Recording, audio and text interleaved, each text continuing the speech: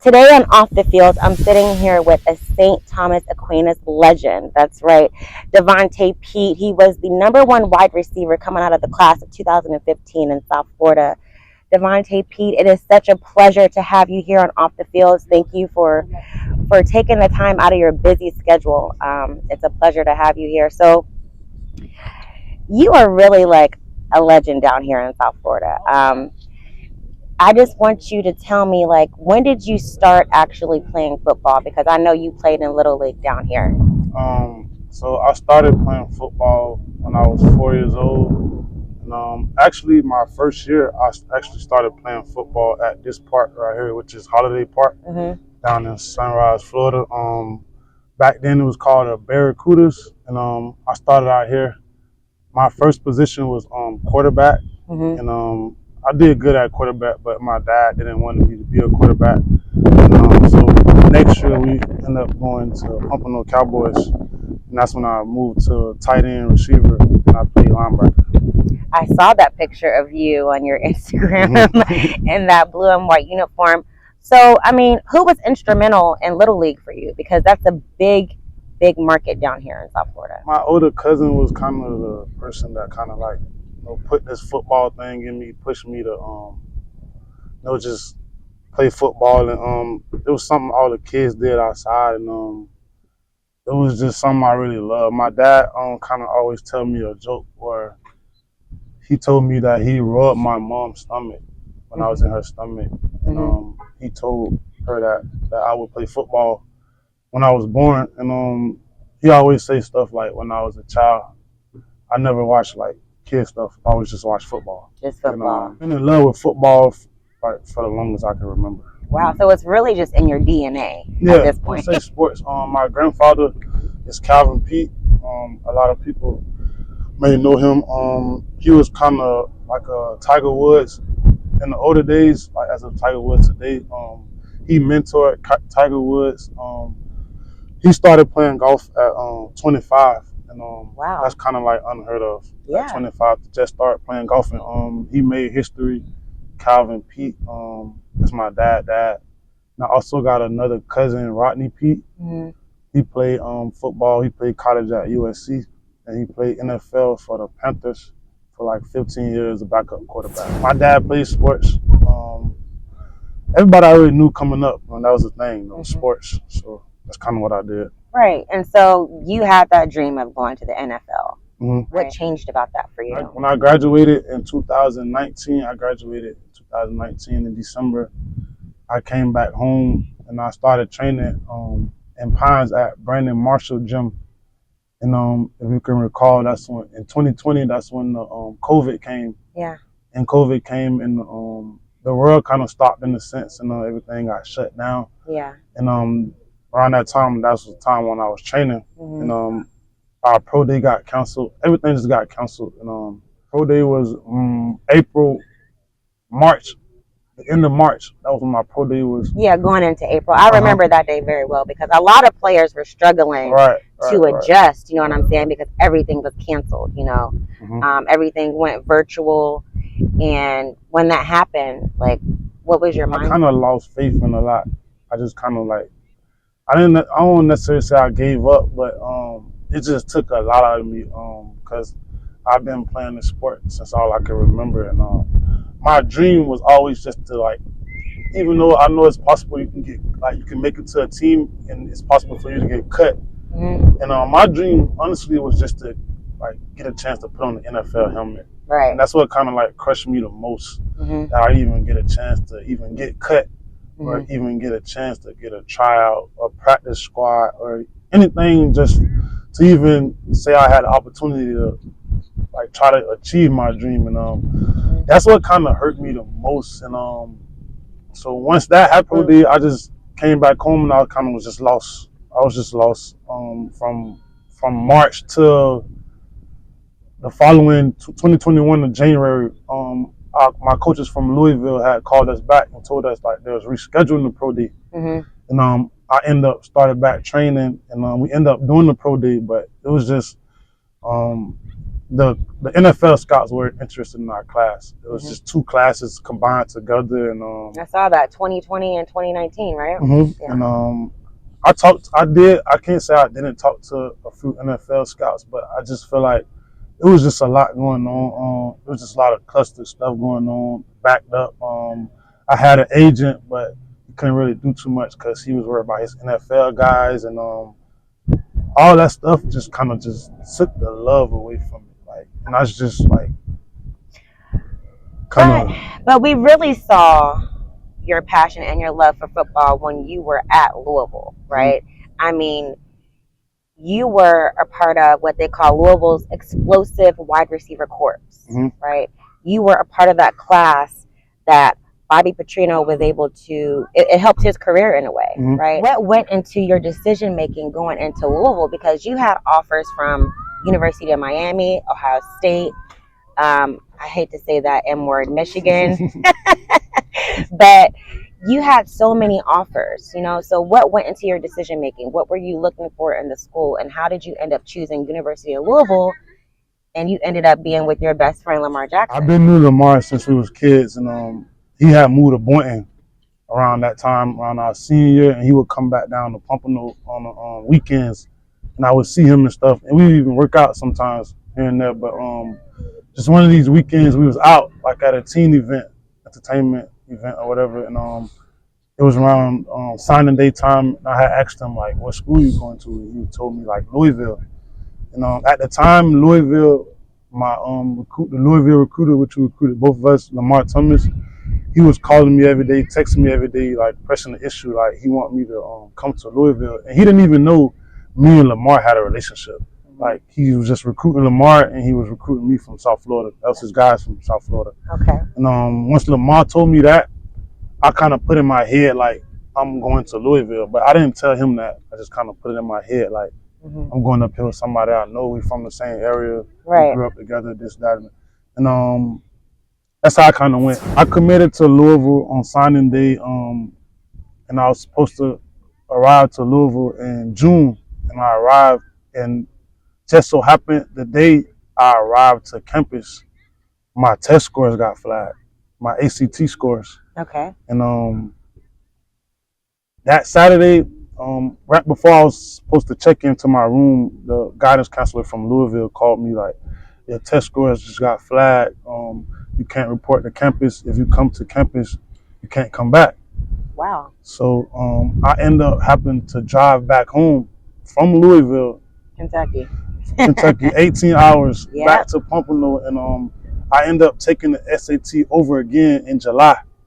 And when I took it in July, I ended up getting the same test scores, which was a 24, and I ended up passing, and I ended up going to Louisville from then. But through my process, my senior year, my grades, so St. Thomas, as a lot of people would know, St. Thomas is a Catholic school, and I wouldn't say it's any different from any other school, but you gotta be like smart or whatever the case may be. And I struggled with school all like majority of my life.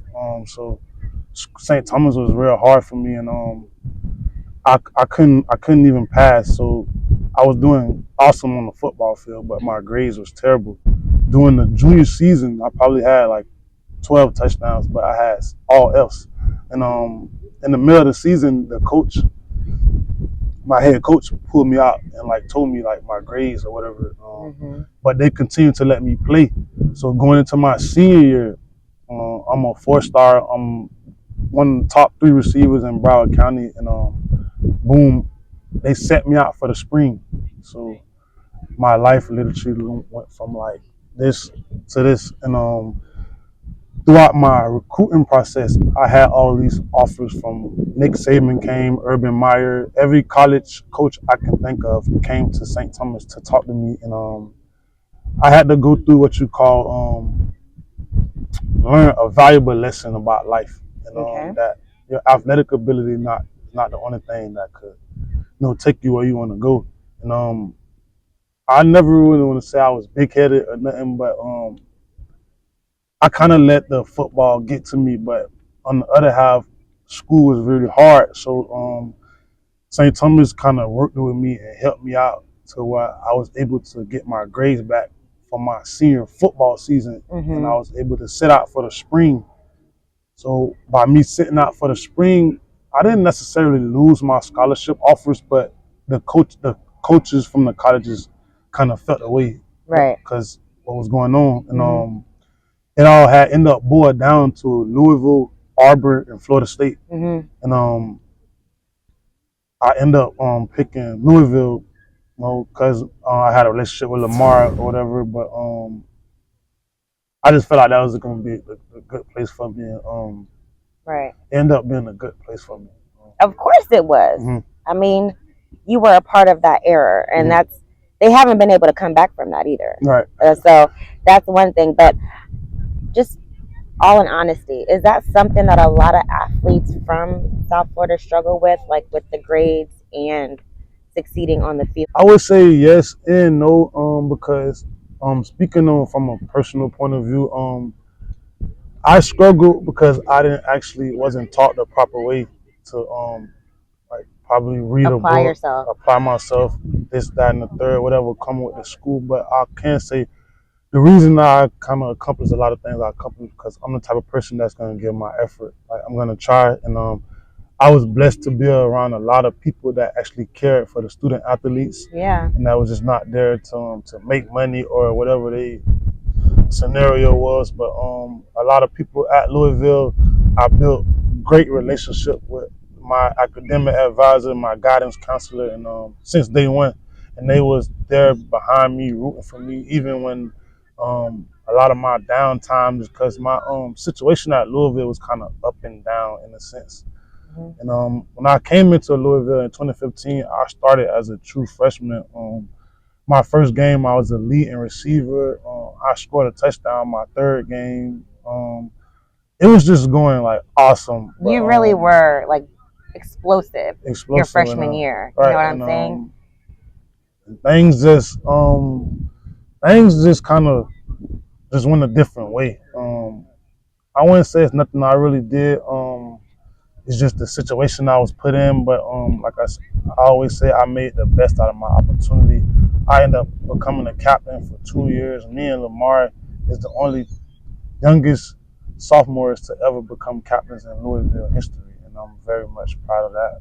So you have that it factor. You know what I'm saying? Working with younger athletes these days, right? Life after college football. What do you want them to understand about the importance of education, right? What do you want them to understand about the importance of their grades? What would you say to them? So I always give my younger guys the advice of just being like bought into it. So the same way you bought into this football stuff, be bought into the schoolwork, because truth be told, you can't like go any of these places without grades or without some type of knowledge of school education. And I feel like I should always try to tell them that just give effort, just try. I always was the kid that tried everything. I always put myself into. I just give my full divided attention, just kind of lock in and just kind of use this same way I attack football. And I feel like that's what kind of got me to where I'm at today in life. Just kind of taking everything I learned from football and using it into today's world and like how I live my life today. And just like the things I tell my young guys, like the smaller things, like being on time. My college coaches always say on time is early is on time, late is like don't come. And just picking up small habits, doing things right when nobody's looking, doing things right when people's watching, just overall just doing the right thing. Even if somebody's watching or someone's not watching, just try to be the best version of yourself. Talk about the experience, right? You had a transition experience from Blanche Ely High School in Pompano to St. Thomas. What was that like? Because both of those high schools are powerhouses when it comes to football. So what was that transition like for you? And what were the programs like? What was different? I kind of enjoyed Ely the most my 9th and 10th grade. I kind of enjoyed that the most about high school because I was So and when I was in 7th and 8th grade, me and my dad would always go to Ely. My dad had a friend who coached at Ely JV, so my dad would bring me to Ely practices from 7th and 8th grade. So I've been practicing with those guys, and I was already familiar with the coaching style. So Right. it's like when I got to high school, my main objective was to like start and become a starter, and a lot of the guys knew me, so it's like I was a natural leader in a way, because Right. I was always leading, or I was always around, and I always took it serious. And the difference from St. Thomas and Ely is just the support system with the staff. I think at Ely is it's a support system, but it's just not as strong as I would think it as at St. Thomas, and it's not. I don't think it's as much push and belief and faith in the kids. That's the difference I see, like when I was at Ely and when I was going to St. Thomas. But athletic wise, Ely definitely have more athletes. We definitely got more kids. But like I say, it's just the support system, the faith in the kids and the belief in them, and the courage to push them to play football, take it serious, come to school, do their homework, go to class, not skip class, just the smaller things. And the difference at St. Thomas, there wasn't no skipping class at St. Thomas.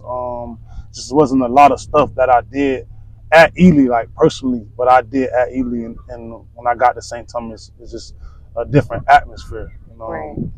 Just that right there alone, just kind of like opened my eyes to it's much more to being like centered in somewhere and around certain people, all your life, and it's more to exploring, getting around different people, Right. seeing different things and stuff like that. And so did you go through that process where you weren't always hanging with the same crowd of people who you may have, grown up with? Because as you elevated, talk about what that was like for you. So a lot of people don't know this, and I kind of don't share this story a lot. But when I went to St. Thomas, I don't know if you ever seen the movie Blindside. Yes. So I kind of went through a process like that. So a family from St. Thomas had took me in, and I stayed with them for about 9 months to a year. And I got the experience, had a mansion. I can't even explain the feeling, the experience. And I'm very close with that family to this day. They always checking up on me. They actually help me out with the business right now. So when I was younger, growing up, we kind of struggled a lot.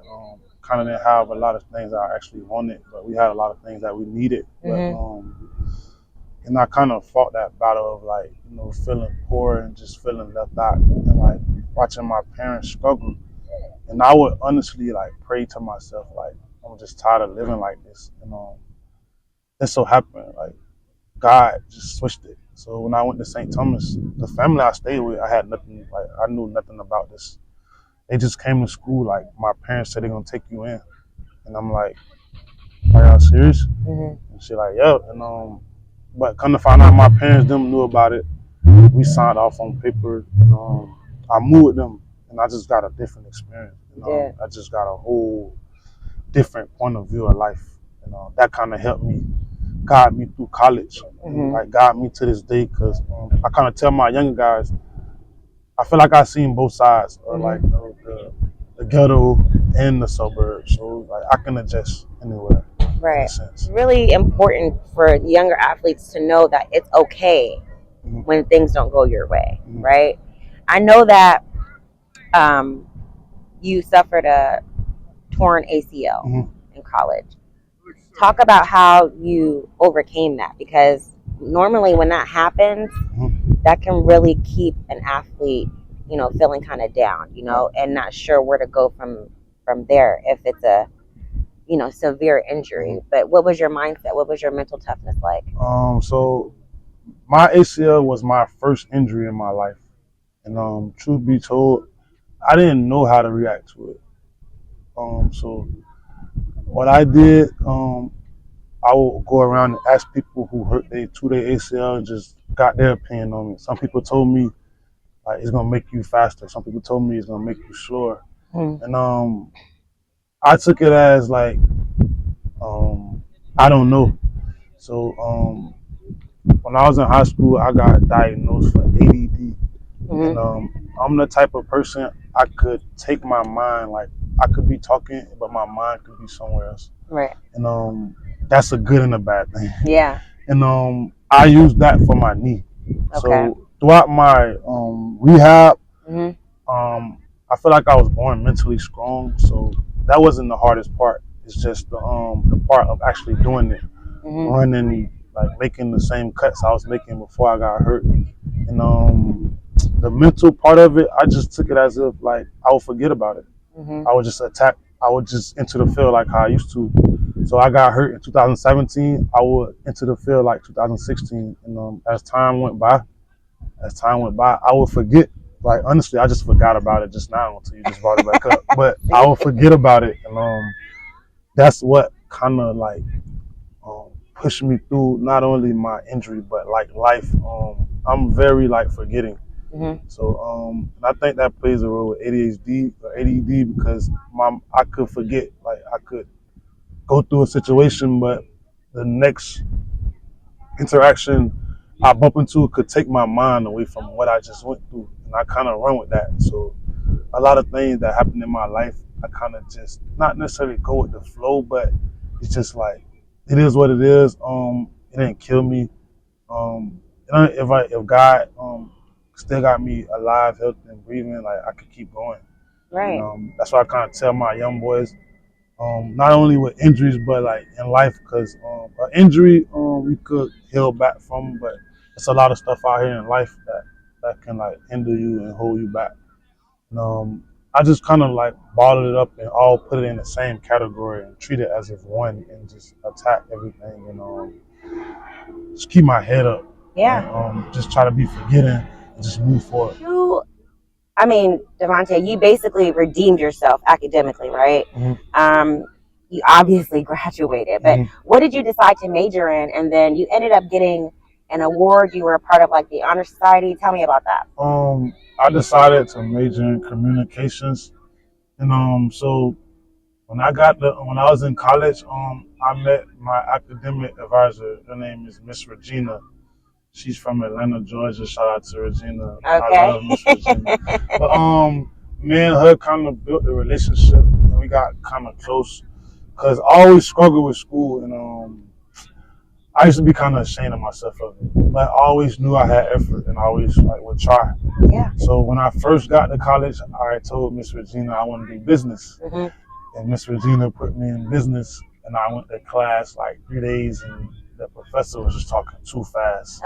And I went back to Regina, and I was like, I didn't go back to Regina. I talked to the professor after class, and I was like, yeah, I just like this is my freshman year. I'm interested in business, but like, can you slow it down a little bit? And he just was like he took it as a joke, and he was just like, nah, like we can't slow it down or whatever. It doesn't work that way. Yeah, and that's how I ended up going back to the academic advisor, which is Miss Regina, and I talked to her. We ended up getting close, and I was close with her, and she said she think communication would be good for me. So I started taking communication classes, and I would just build a relationship with her, like a mother out of town in a sense. Not necessarily a mother, but like a big sister. Right. And we bonded good, and also she had an assistant coming on, which is Miss Caroline. Shout out to Miss Caroline. Miss Caroline joined Louisville academic team, which was free. And Caroline tutored us and like tutored almost the whole team. Wow. Like, single-handedly, like stay out there with us. And as you should know, some athletes just not good with school. So I applaud Miss Caroline because you gotta have a lot of patience to deal with some of them the young ones that come into college, like the freshman and sophomore, so they get mature and understand how it works. But, she would help us out. She just was in my corner. Her and Miss Regina, and also my academic advisor Justin. Those three was always in my corner, and they was like that family like I never had. You know what I'm saying? Like being away from home. Yeah. And so my grades was always kind of good in Louisville because I always tried, and we had a lot of resources to help us. Of course. If you don't really pass college as a student athlete, it's just like by choice because you got all the resources and all the stuff around. That's so true. I feel like I think these days, I think some athletes are taking more advantage of it, but there's still a gap there that needs to be filled. You know what I'm saying? So you had these resources, right? And these resources helped you, and you ended up being a part of the National Honor Society. And that was. Okay, the backstory on that caught me by surprise. Like, I knew nothing about that. But you have been putting in the work. But crazy, this is the crazy thing about it. Since I graduated college, I would always think, because I knew my last report card or my last transcript, somehow my mama seen it. And she every time my grade come, I'll always show her. That was something me and her always smile about, because she knew how hard school was for me, right? In a sense, and so my last grades sheet or whatever, it was really good, and I always used to think to this day, well, till the National Honor Society thing came, but my grades was good.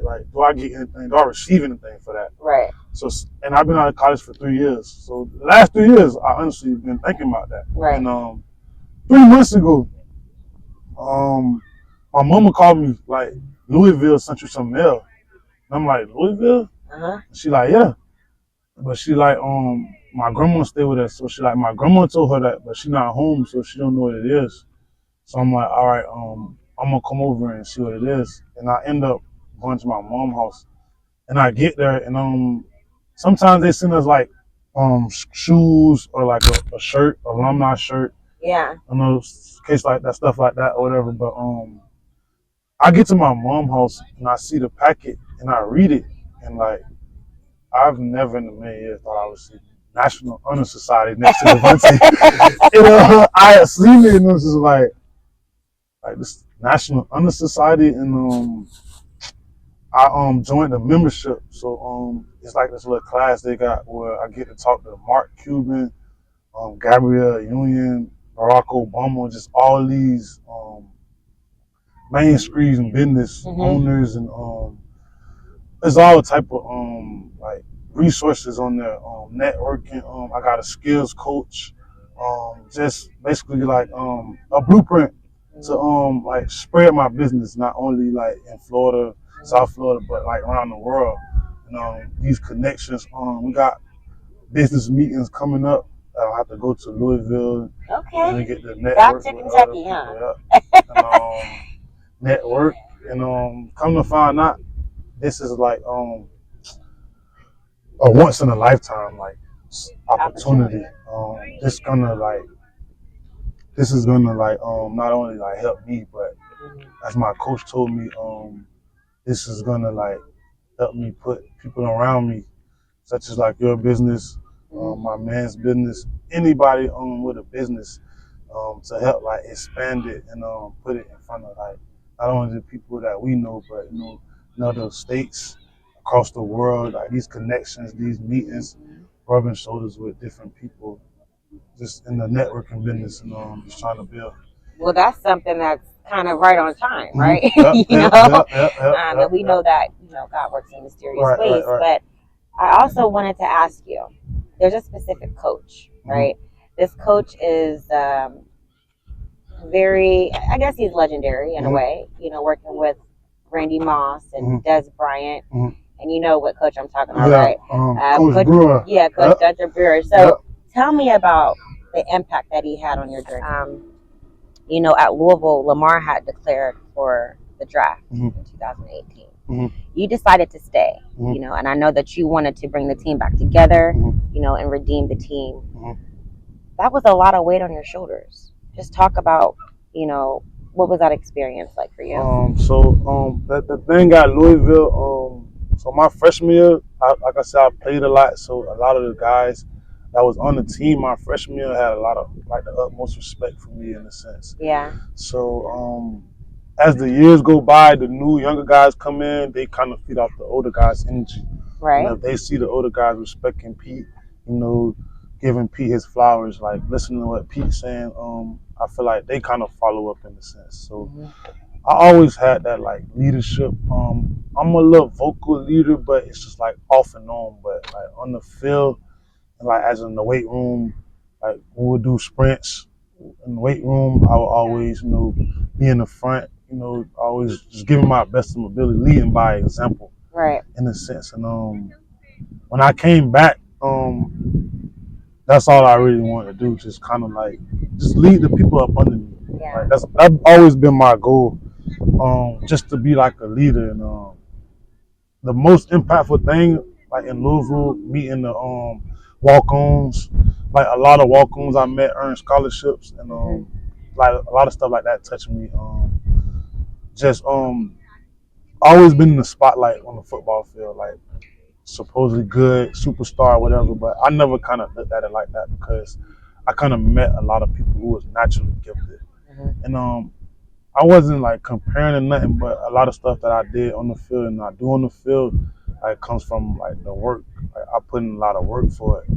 So like as time go by, it's like I just like I tell my guys, like never be satisfied. So it's like if I was to score 3 touchdowns, like I never like looked at it like 3 touchdowns. It's just like who cares? And like I get that from my dad. My dad always kind of had that attitude, like who cares? And it's like if you just hear that all your life, like no matter what you do, even though you know you're doing good and they know you're doing good, but it's just the like the execution and the mindset, to be great. And that's just kind of how I always looked at it. So it's just never satisfied. Like it's never like satisfied, never feeling like you did it, like you accomplished it. Just always want more and like more. Tell me about your relationship with Coach Bobby Petrino. Coach Petrino, Coach Petrino, that's a great dude, but like, he taught me how to be a man, like, and I always wanted to tell him this. Like, I always wanted to tell him this, like, just had this conversation with him, but like, he made me man up because a lot of my coaches, like, they would see whatever we do on the field and like they will give you leeway or like, kind of treat you different if you're doing good or like this, that, trying to coach's pet and stuff like that and all those things. What I can say about Coach Petrino, like he was the same guy since I first met him. Even when he recruited me, he just was the same guy. Practice, outside of practice, the game, he just never like changed, never like treated any player different or treated any player like they was better than another player. Like everybody got the same energy. Right. When he yelled the same way. Like okay. He did everything the same. He did. I applauded that about him. And I mean, now when you look at the Louisville team, what are your thoughts? So now Jeff Brum, him being the head coach, he was supposed to come over to Louisville my senior year, but he ended up not getting a job. And the difference now, I don't really know too much about Jeff Brum, like his program, but outside looking in, like that's what we was missing. And my last year, we had got a new coach, Scott Satterfield, and it's just like I feel like he was a great dude, but I just feel like it wasn't necessarily like it wasn't what like his intentions wasn't passionate. It was more of a business, like a business side, and I respect that. But now I just see more like togetherness and like it looked like a family over there. They only lost 2 games. I'm very proud of them. I probably got like 2 or 3 players that I know on the team right now that's still holding on, like still on the team. But that's awesome though. I still talk to them. A lot of the guys who I played with in Louisville. So right now we got a group chat. Okay. So we always talk. Jair Alexander, Lamar, Jaron Christian, a lot of the guys that played at Louisville with me, that's in the NFL, We got a lot of different group chats, offense, defense, special teams. Okay. We try to keep in touch and stuff. And you on special teams. Yeah, I mean, special teams captain. So, but, now you have, created this Protect the Dreamers wide receivers, right? So tell me what inspired you to even start that, and where did you get the name from? So I got the name Protect the Dream from, originally it come from Pete to Devante. Okay. Because I feel like Pete and Devante is kind of two different people. But that's kind of where it came from. And I've been screaming Protect the Dream for a very long time. And Protect the Dream it's kind of like personal to me, because growing up, I sacrificed a lot to even go to college, not let alone college, to even go to St. Thomas, just to do a lot of things I did. I sacrificed a lot. Growing up, I wouldn't say I was in the streets, but I was always outside. Like, it wasn't a lot of stuff that I didn't see or did as a kid. There's a lot of stuff that I had to sacrifice when I was a kid. A lot of my friends did a lot of bad things, as is breaking their houses, snatching chains, just stuff like that, just to get money to take it to the club or get shoes or whatever the case may be. And I kind of came up with Protect the Dream because since I was a kid, I can say to this day, like, I've never snatched a chain, broken no one's house. And I kind of bring that back to, like, protecting the dream. So this little stigma growing up, my dad would always say, like, if you go to jail or you get in trouble, like, you can't go to college. Or when you go to the NFL, they're going to bring that up. Like, they're going to talk to your old high school coaches, teachers, people in the neighborhood, because they want to know about you. Right. And that kind of always stuck to me. And so growing up, I would always, like, tell myself, like, even though I did go to the juvenile detention center, but I went to the juvenile detention center for something I really did not do. And all that stuff that happened in that situation was just like an eye-opener from God, and it was a very much valuable lesson. But the Protect the Dream came from, in that sense of, like, sacrificing, not breaking in the house, snatching the chain, going to jail, getting in trouble, anything to put something bad on my name. So when it's time for me to go to college or get drafted by NFL and they come back and ask what kind of person I am, they wouldn't get no bad reviews. Wow. I love that. Yeah. It makes a lot of sense. You know what I'm saying? So what are you doing with Protect the Dream right now? I know you had the kids out here earlier. You were training them, but what else do you do? So I go around everywhere. I honestly go around and look for the kids. Okay. And I kind of find the kids that attract to, like, I feel like came from where I came from, or even not even where I came from, and inner just city bring kids, them in, inner city kids, yeah, outside city kids, all over, kids in groups. Right. I just try to bring them together. And I just got into reading the Bible, and I just try to go around and grab kids and drag them along with me. And get them an opportunity, get them a chance. And the main thing, it kind of makes me kind of sad, because a lot of the people I played Little League football with, my mom got a big trophy case, all my trophies and all my pictures. And on all my pictures, statistically, I'm the only person that went to college. Wow. And I wasn't the best person on the team, far from it, but a lot of these kids didn't even get an opportunity to make it to high school. Like, a lot of my friends didn't even play high school football at all. Wow. And they was, like, unbelievable in Little League, like, unbelievable. Like, you can't deny this. And they wasn't taught the proper technique. They was just born like that, like, and they ain't have a chance. And that's what Protect the Dream is all about. Going out, finding these younger kids, and giving them opportunity, teaching them what I learned in college, like the correct way to do these things. Yeah, how and to play football and stuff like that. Failure is a part of the success. You know, we know this, right? I know at Louisville you also received the Academic Offensive Improvement Award, and that was something near and dear, right? Because you always said that you struggled education-wise. So, what you're doing is great, because it's showing these kids that you can still make it, right? Everybody's journey is different, right? But as long as you are staying on the right path and Right. staying out of trouble, like you were saying, or Right. shall I say, protect the dream, Right. you know, you'll be safe. Right. So kudos to you, Pete, because I mean, it's really inspiring what you're doing with the kids. You know, you've had all these accolades throughout the years, and you know, one of your best friends is one of the greatest quarterbacks right now in the NFL. So kudos to you.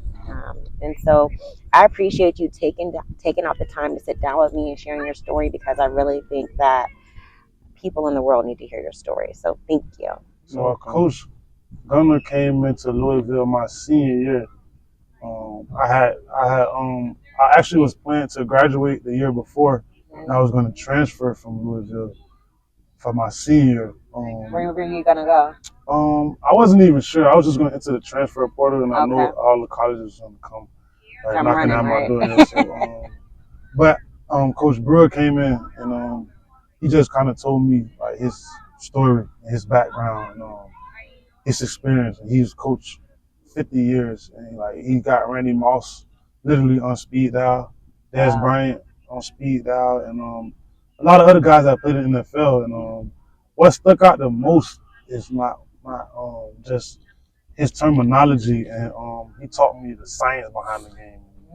That's the biggest thing that's what I'm putting to my younger guys, the science. So here at Protect the Dream, it's not only about going out on the field and doing drills, catching the football, running left and right, jumping up and down. It's science to all this stuff. Right. It's the proper way you do this. And that's what he taught me. Just like the football knowledge of it. The reason why you make a cut this way, the reason why you got to drop your weight, the reason why you got to turn your ankle, the reason why you catch the ball with your hands up, the reason why you squeeze the football, the reason why you get lined up. So is he kind of behind that one hand catch that you? Yeah.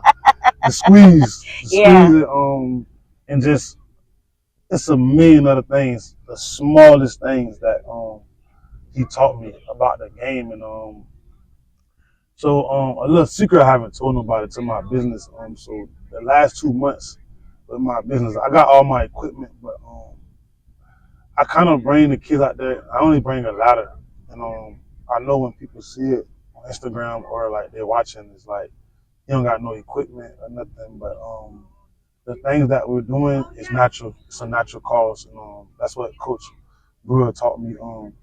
So you need all this equipment, but all you need is a body in the field. And with a lot of my parents, they always tell me like the improvement that they see in their child, and it kind of makes me smile because, like I said, I haven't brought out none of my equipment yet. So when I bring out my equipment, you're gonna be ready, right? Back in 2013, you were on Twitter and you made a tweet that said, "I love playing football in South Florida." Right? Why? What's so special about football down here in South Florida? The excitement, the talent. It's kind of raw. It's just authentic out here. Right. Who are some of the greats that you love that were developed down here? Lamar Jackson, Patrick Peterson, right. Eddie Jackson. I can go on and on, but as an overall view, it's just raw down here. And that's my biggest thing about this training, what I'm doing. So a lot of the guys I grew up watching, the guys that grew with me, a lot of these guys wasn't taught the proper technique to play this game. And there's nothing wrong with that. That just kind of makes them better because they was doing it off naturally, off their natural strength. And that's what I'm kind of bringing to the table, to teach my young guys the proper way of doing this. Because if you can do this naturally and without any technique, and you're doing a wonderful job, I can just imagine how it's going to look with technique, you know what I'm saying, with that athletic ability. That's the difference, right? That's why I love South Florida. And they come all type of ways, like short, small, fat, skinny. Right, doesn't even matter. Boy, girl, they come at every age. They'll surprise you. Some of these kids, the younger kids, some of the kids I train, they doing stuff like I know I couldn't do that when I was 9 years old, 10 years old, and it's just like that's what pushed me. Like that's what drive me, just to keep them focused. They don't really got. You're not gonna really run across nobody who, as they would say, like played with Lamar Jackson or even played college football at Division I level. And I kind of like trying to I praise myself, but it's just like my mom always tell me like I gotta know who I am. Yeah, you deserve your flowers, Devante Peete. Yes, you are legendary. I try to give them to the kids, and that's the biggest thing. Teaching the kids, giving them an opportunity, because a lot of people miss out on the opportunity because they don't have nobody to help them protect the dream, stay out of trouble. You know what I'm saying? And that's the main thing to my younger kids, man.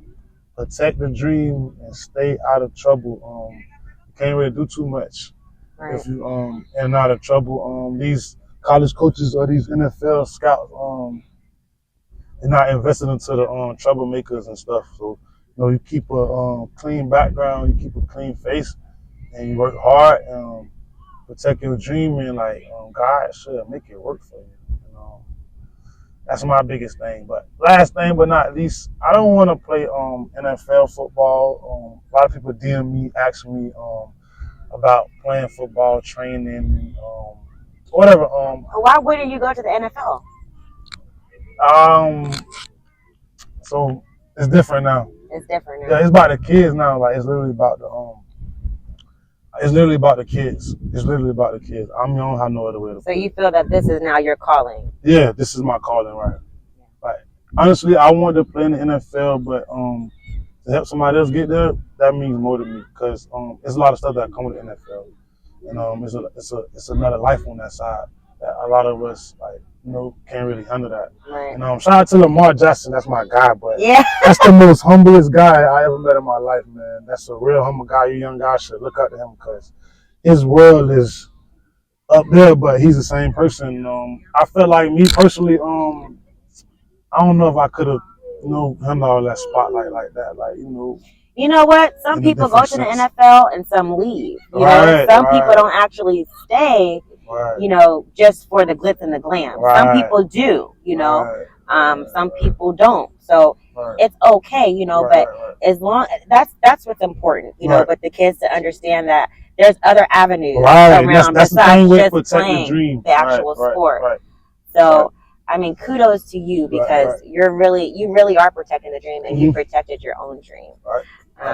So you heard it here on Off the Fields with Devante Peete. Again, thank you for joining me. And I'm looking forward to what you're going to do with Protect the Dream. Protect the Dream. Make sure y'all come out, man. Louisville.